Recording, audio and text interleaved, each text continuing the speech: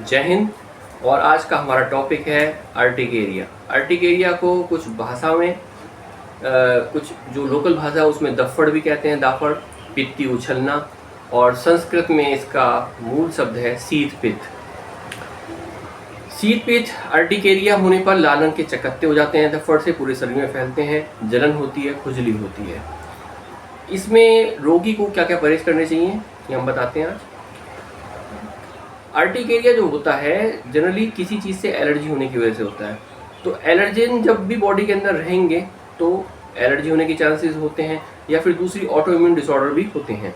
जैसे कई बार ऐसा होता है कि बहुत ज़्यादा वोमिटिंग्स हो रही है पेशेंट को और पर्पसफुल वोमिटिंग है, तो उसको रोकने के लिए जब एंटी एमेटिक मेडिसिन लेते हैं या वोमिटिंग को ज़बरदस्ती रोका जाता है तो उससे जो टॉक्सिक एलिमेंट्स होते हैं, एलर्जेंस होते हैं, बैक्टीरिया और वायरस, माइक्रोब्स और बिना पचा हुआ खाना और गैस्ट्रिक जूस, ये गैस्ट्रोइंटेस्टाइनल ट्रैक्ट में रह जाते हैं, जिससे इनका एक अप्राकृतिक ठहराव होने से अर्टिकेरिया के लक्षण होते हैं। क्योंकि एलर्जन अंदर बॉडी में रह गए हैं तो बॉडी कोई ना कोई एलर्जिक रिएक्शन देगी, तो जो तुरंत या कुछ समय पश्चात ये क्रोनिक डिजीज़ का कारण भी बनते हैं ये एलर्जन, जिसमें से अर्टिकेरिया भी है।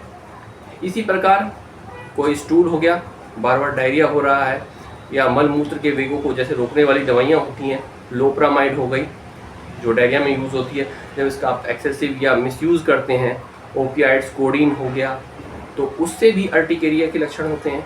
इसी प्रकार यूरिन रिटेंशन करने वाली दवाइयाँ होती हैं, एंटीकोलिनर्जिक ड्रग, डाइसाइक्लोमीन, ये क्या करती है, ये मूत्र के वेग को रोकती है।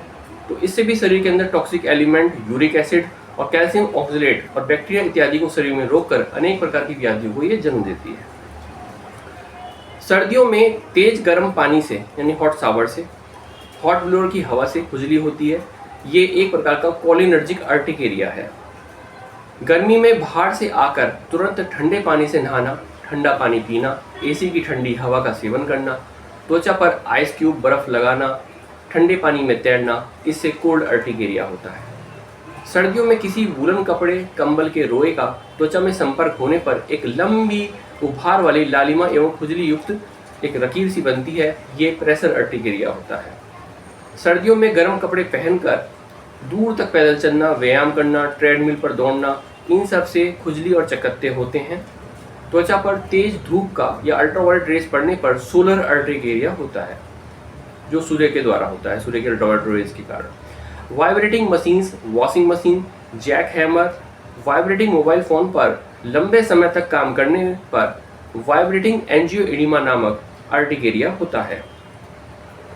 फूड्स, ज़्यादा खट्टे टार्टरिक एसिड वाले खाने, खटाई, पिगमेंट्स यानी रंगी हुई मिठाइयाँ, बाजार के अचार जिनमें प्रिजर्वेटिव्स मिले होते हैं, ज़्यादा नमकीन, ज़्यादा मीठा खाने से भी अर्टिकेरिया होता है। कुछ पेशेंट्स को ये एलर्जिक करते हैं, जैसे नट्स हो गया, पीनट्स, बादाम, इनसे भी एंजियोइडिमा, जिसमें होठों पर बहुत बड़ी सूजन हो जाना, ये होता है।